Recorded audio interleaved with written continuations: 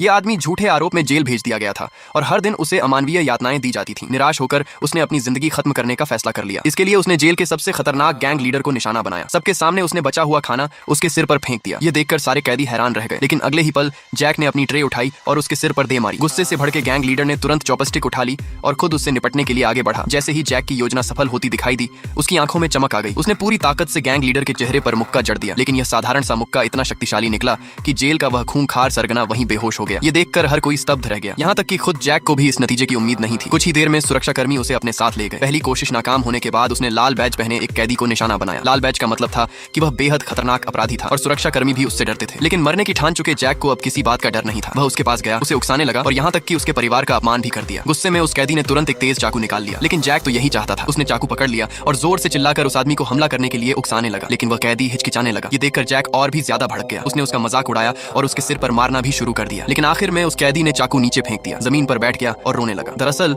Jack की बातों ने उसके मन में अपनी माँ के लिए छिपे अपराध बोध को जगा दिया था। कुछ ही दिनों में जैक की चर्चा पूरी जेल में फैल गई और सभी कैदी उससे डरने लगे। यहाँ तक कि गैंग लीडर और मौत की सजा पाए कैदी ने भी उससे दूरी बना ली। खाना बांटने वाला सुरक्षाकर्मी भी उसे दोगुना खाना देने लगा, लेकिन जैक ये सब नहीं चाहता था। फिर एक दिन उसे पता चला कि पिछली रात एक कैदी भागने की कोशिश करते समय सुरक्षाकर्मियों की गोली का शिकार हो गया था। ये सुनते ही जैक के मन में एक नई उम्मीद जाग उठी। उसी रात वह गलियारे से होता हुआ मैदान में पहुंचा, डंडा लहराया और चिल्लाकर सुरक्षाकर्मियों से उसे गोली मारने के लिए कहने लगा। कुछ ही देर में सुरक्षाकर्मियों ने उसे घेर लिया, लेकिन जैसे ही वे गोली चलाने वाले थे, जेल अधीक्षक ने निगरानी कैमरे में उसका चेहरा देख लिया और तुरंत आदेश दिया, गोली मत चलाओ, यही सबसे अहम आदमी है। इस तरह उसकी यह योजना भी नाकाम हो गई। जो आदमी सिर्फ मरना चाहता था, वही अनजाने में जेल की ऐसी दास्तान बन गया जिससे टकराने की हिम्मत किसी में नहीं थी।